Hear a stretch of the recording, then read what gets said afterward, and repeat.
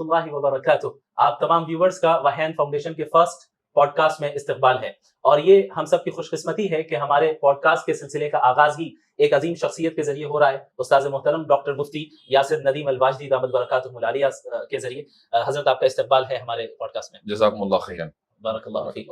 الحمدللہ حضرت نے ہماری دعوت کو قبول کرتے ہوئے کولکتہ آنے کو قبول کیا، اور حضرت تشریف لائے، اگرچہ چند گھنٹوں کے لیے ہی آئے، اور ہم نے مختلف پروگرامز بھی کیے ہیں. ہمارے یہاں عبداللہ دارالافتاء کا انوگریشن بھی ہوا، اور اس کے علاوہ نیو ایتھزم پر حضرت کا ایک جامع بیان بھی ہوا یہاں کولکتہ کے آڈیٹوریم میں، اور لوگوں نے خوب استفادہ کیا. آج اس پوڈ کاسٹ میں انشاءاللہ تعالی ہم چند اہم سوالات حضرت سے بھی کریں گے. سب سے پہلے تو یہ جو چند گھنٹوں کا سفر رہا، یہ کیسا رہا آپ کے لیے؟ ماشاءاللہ ویسے تو بڑا بھاگا دوڑی کا سفر ہے، لیکن سفر قطعۃ من النار بھی اپنی جگہ ہے. لیکن مجھے لگتا ہے کہ یہاں آ کر ایک تو آپ حضرات سے ملاقات ہوئی، اور میں اپنی خوش نصیبی سمجھتا ہوں آپ سے، آپ کے والد محترم سے. اور یہاں کا ماحول ایک پروگرام سے تو مکمل اندازہ نہیں ہوتا، لیکن کتنا بھی ہے مجھے اندازہ ہوا کہ علم دوست لوگ ہیں اور اس طرح کے موضوعات کے اوپر گفتگو سننا چاہتے ہیں، سمجھنا چاہتے ہیں، تو اچھا لگا. الحمدللہ.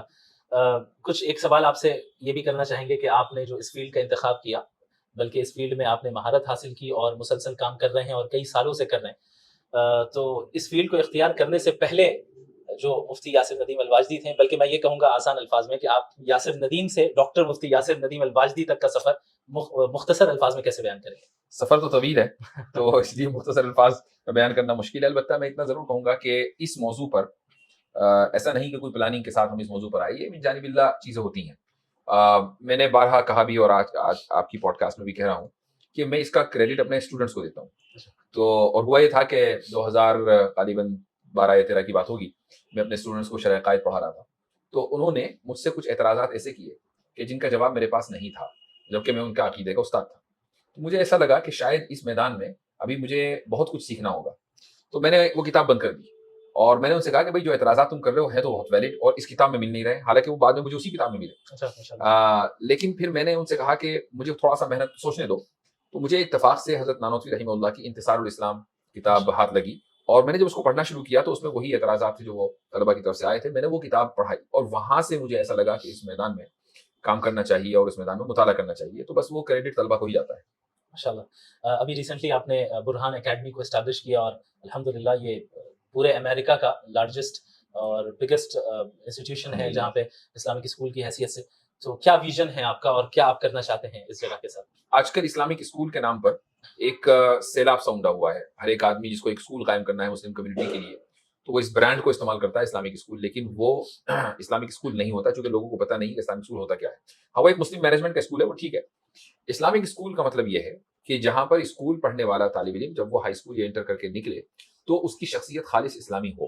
اگر آپ اس مقصد کو اچیو کر رہے ہیں، اور اس مقصد کو اچیو کرنے کے لیے آپ کے پاس کورس ہے، پوری پلاننگ ہے، تب تو آپ اسلامک اسکول ہیں، ورنہ آپ اپنے آپ کو اسلامک اسکول کہنا بند کریں. ہمارا پروگرام یہی ہے کہ ہم اس ادارے کو، برہان اکیڈمی کو، ایک ماڈل اسلامک اسکول بنائیں تاکہ اس کا ریپلیکا دنیا کے دوسرے علاقوں کے اندر انشاءاللہ قائم ہو سکے. جی، آپ نے بالکل صحیح فرمایا. عموماً اسکولز وغیرہ میں یہ ہوتا ہے کہ اسلامک اسکول کو یہ سمجھا جاتا ہے کہ شاید وہاں اسکارف پہنا دیا جائے یا ٹوپی پہنا دی جائے، اور اسلامک اسٹڈیز اور ماڈرن ایجوکیشن کو بھی کمبائن کرنے کے تعلق سے مزاج بس یہ ہوتا ہے کہ چند گھنٹے ماڈرن ایجوکیشن، چند گھنٹے یہ. جبکہ جیسے کہ آپ نے اکثر بیان پہلے بھی فرمایا اور آج بھی پروگرام میں کہا کہ صرف ماڈرن ایجوکیشن کو پڑھانا حل نہیں ہے، بلکہ ماڈرن ایجوکیشن کو اسلامک پیراڈائم میں ڈھالنا ہوگا.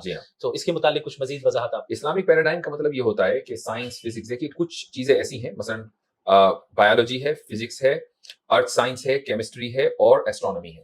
یہ 5 سائنسز ہیں کہ جو اس وقت سائنٹزم یا کہہ لیں کہ الہاد کی طرف لوگوں کو لے کے جاتی ہیں. اچھا، یہ سائنسز بہت امپورٹنٹ بھی ہے، بایولوجی بہت امپورٹنٹ ہے، ارتھ سائنس بہت امپورٹنٹ ہے ہمارے لیے.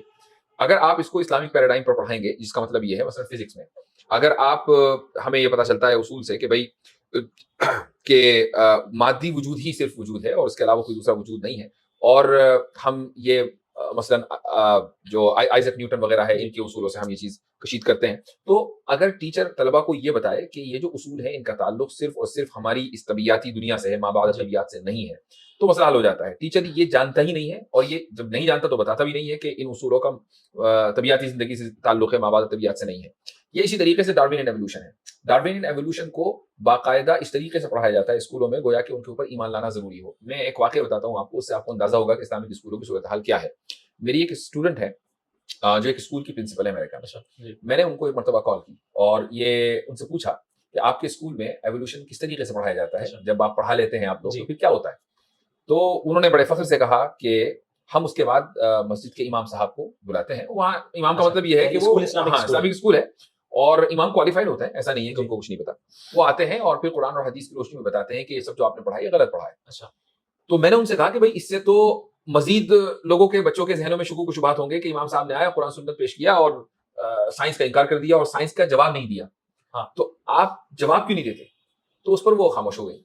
تو مجھے ایسا لگتا ہے کہ اگر آپ ڈارون ایوولوشن کو سائنٹیفک طور سے پڑھائیں اور اس کی سائنٹیفک ہی ریفیوٹیشن اس کا کریں جی تو قرآن و سنت پڑھانے کی بتانے کی ضرورت نہیں ہے. طالب علم کو خود معلوم ہونا چاہیے کہ یہ کوئی ایسی تھیوری نہیں ہے کہ جس پر ایمان لایا جائے.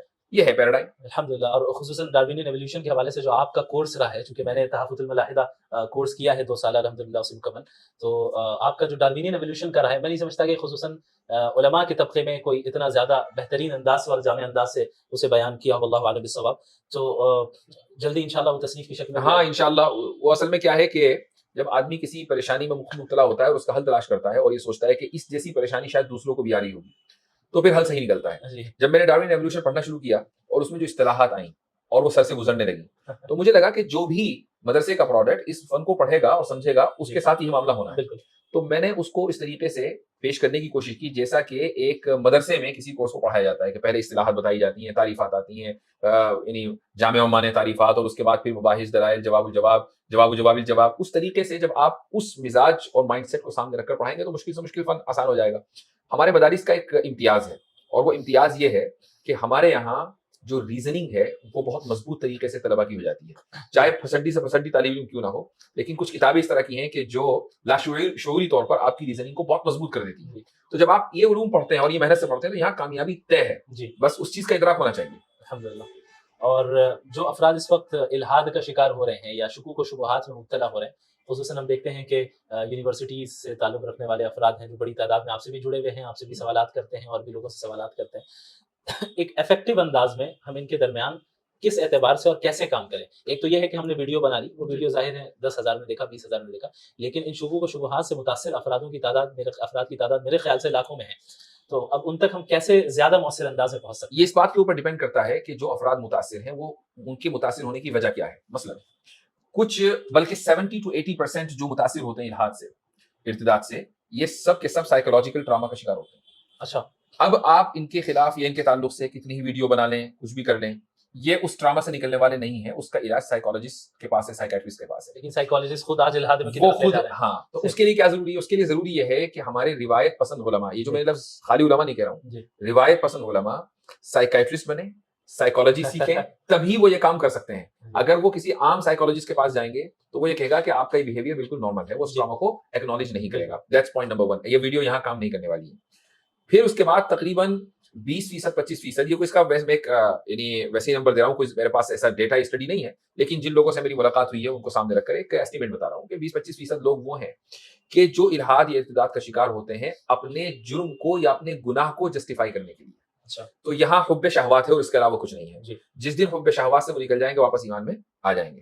اب جو آخر کے 10-15% آپ کے پاس بچے ہیں, یہ وہ لوگ ہیں کہ جو جینیوئنلی کسی شک اور شبہ کا شکار ہوتے ہیں اور اس لیے اسلام کو چھوڑتے ہیں. ان کے لیے پھر وہی حل ہے کہ جو ہم جوابات دے رہے ہیں, تو ہم صرف 10-15% لوگوں کے لیے کام کر رہے ہیں. اچھا. ایک بڑی تعداد ایسی ہے کہ جن کے لیے کام کرنا ضروری ہے اور اس طریقے سے وہ کام ہوگا. بالکل. یعنی خلاصہ کلام یہ ہے کہ وہی 2 چیزیں جو علامہ ابن القیم رحمہ اللہ نے بیان کی کہ شبہات اور شہوات. اب اسی کے یہ فروعات ہیں. جی. اور انہوں نے فرمایا کہ شبہات کا مقابلہ یقین کے ذریعے ہوگا اور شہوات کا مقابلہ صبر کے ذریعے ہوگا. الحمدللہ. بڑی خوشی ہوئی حضرت آپ ہمارے یہاں تشریف لائے. آج الحمدللہ دارالفتہ کا انوگریشن ہوا, وہاں فاؤنڈیشن میں. آج تو انوگریشن ڈے ہے کیونکہ آج پوڈ کاسٹ کا بھی انوگریشن ہے. آج میں جب گھر سے نکل رہا تھا تو میری والدہ اور میری بڑی بہن کہہ رہی تھی آج مجھے عید کی طرح محسوس ہو رہا ہے. الحمدللہ کہ حضرت کی آمد ہے. ماشاءاللہ, جزاک اللہ خیر. دارالفتہ کے تعلق سے کیا کہنا چاہیں گے, خصوصاً وحیان فاؤنڈیشن؟ بہت زبردست قدم اٹھایا ہے آپ نے اور مجھے آپ کا انداز بہت پسند آیا جو میرے مزاج کے موافق ہے کہ جو پہلا آپ نے فتویٰ جاری کیا ہے اس میں صرف اس چیز کے اوپر اکتفا نہیں کیا کہ فقہی کتابوں میں کیا لکھا ہے, اور میری آپ سے گفتگو بھی ہوئی اور اس میں یہ چیز نکل کر سامنے آئی کہ میرا اور آپ کا مزاج اس معاملے میں ایک ہے, اور وہ یہ کہ اگر سوال کسی ایسے مسئلے سے متعلق ہو جو منصوص ہے تو اس میں نص کو ذکر کیا جانا چاہیے اور اس کے بعد فقہی عبارتیں ذکر کر دی جائیں, بہت اچھا ہے. اور غیر منصوص میں ظاہر ہے کہ آپ صرف فقہی باتیں ذکر کریں گے, تو جب ڈیٹیلڈ فتویٰ ہوگا اور لوگوں کے سامنے نصوص بھی جائیں گی تو ان کو پھر فتوے کی اہمیت کا اندازہ ہوگا. آپ دیکھ رہے ہوں گے کہ اس وقت ملک میں کچھ میڈیا کی وجہ سے اور کچھ اپنے ہی مسلمانوں کی وجہ سے فتوے کی اہمیت کو گھٹا دیا گیا ہے. جی ہاں بالکل بالکل. اور باقاعدہ فتویٰ ایک نیگیٹو ورڈ بن گیا ہے. جی. کیوں؟ اس لیے کہ فتاوی میں عام طور سے قرآن و حدیث بیان کی نہیں جاتی ہیں, ان میں عربی عبارتیں ہوتی ہیں, تو جاہل طبقہ سمجھتا ہے کہ یہ منزل من اللہ ساری عبارتیں ہیں. وہ فقہی عبارتیں ہیں, میں یہ نہیں کہہ رہا ہوں کہ وہ غلط ہیں, لیکن قرآن و حدیث بہرحال نہیں ہے. تو اگر اس میں قرآن و حدیث کو لازم کر دیا جائے تو ایک عام سے عام گیا سے گیا مسلمان بھی توہین نہیں کرے گا فتوی. جی جی جی بالکل صحیح فرمایا.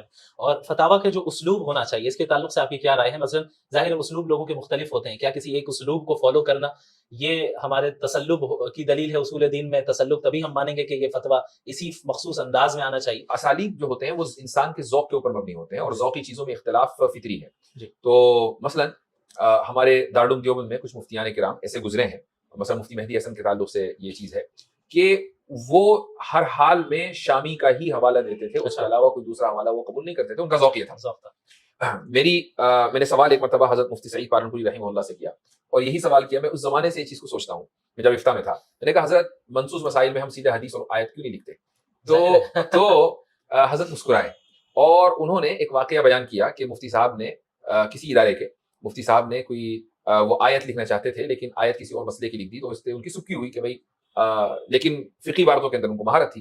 تو کہنے کا مقصد یہ ہے کہ مفتی صاحب کا بھی یہی مزاج تھا, انہوں نے اس کی تردید نہیں کی اور یہ کہا کہ اگر ایسا ہو جائے تو بہت اچھا ہے, لیکن اس کے لیے ظاہر ہے کہ نصوص کے اوپر نظر ہونا ضروری ہے. تو یہ اسالیب کا اختلاف ہے, اور اسالیب کے اختلاف سے یا ذوق کے اختلاف سے کسی پر تنقید کرنا یہ غلط ہے. جزاکم اللہ خیرا. اسی طرح حضرت ہماری یہ وحیان فاؤنڈیشن کا جو ایک نیا شعبہ شروع ہو رہا ہے, شعبہ نشر و اشاعت, department of publications and print media, اس کے تحت یہ پہلا رسالہ مسئلہ غلامی اور اسلام یہ شائع ہوا ہے. سلسلہ رد الشبہات کی یہ پہلی کڑی ہے, یعنی ڈسمینٹلنگ فالسہڈ ا سیریز آن ریفیوٹنگ ڈاؤٹس.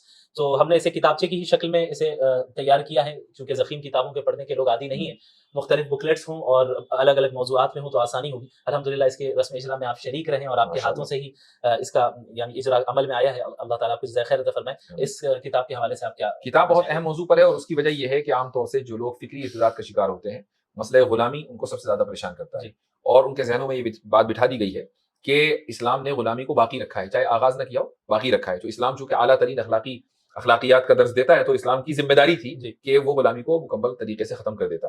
یہ چیز ان کے ذہن میں بٹھا دی گئی ہے, اور اس بنیاد پر وہ اسلام پر اعتراض کرتے ہیں. میں سمجھتا ہوں کہ اس موضوع پر اس کتابچے کا آنا بہت اہم قدم ہے. اس موضوع پر کافی کچھ لکھا گیا ہے اس سے پہلے, ایسا نہیں ہے, لیکن بہت طویل اور بڑی لمبی چوڑی کتابوں میں لکھا گیا, وہ اس زبان میں لکھا گیا جو آج کی زبان نہیں ہے. تو آپ ماشاءاللہ اس سلسلے میں کام بھی کر رہے ہیں, ویڈیوز بھی آپ کی ہیں, اور یہ کتاب بھی آ گئی. اللہ تعالیٰ قبول فرمائے, اور اسی طریقے سے آپ ان شبہات کو ڈسمینٹل کرتے ہیں. الحمدللہ انگلش میں بھی یہ کتاب اویلیبل ہے, اردو میں بھی ہے, اور انشاءاللہ ودن اے ویک ہو سکتا ہے کہ عربی پہ کام چل رہا ہے, تاکہ عرب دنیا تک بھی ہم لوگ پہنچیں. ارتداد و الحاد کی لہر وہاں بھی بڑی تیزی کے ساتھ ہے, جیسا کہ حضرت مولانا علی میاں ندوی رحمہ اللہ کا خود پرسنل یہ تجربہ بھی رہا, جس کے متعلق انہوں نے کئی مرتبہ بیان بھی کیا تحریراً اور تقریراً. تو اللہ کی ذات سے امید ہے کہ اللہ رب العالمین ہم لوگوں سے کام لے اور دلوں میں اخلاص ڈالے. ایک آخری سوال یہ ہے حضرت کہ وحیان فاؤنڈیشن کا پورا تعارف آپ کے سامنے آیا ہے, آپ نے اپنی آنکھوں سے دیکھا, ہمارے ٹیم سے ملاقات ہوئی, ہمارے ویژن کو آپ نے جانا.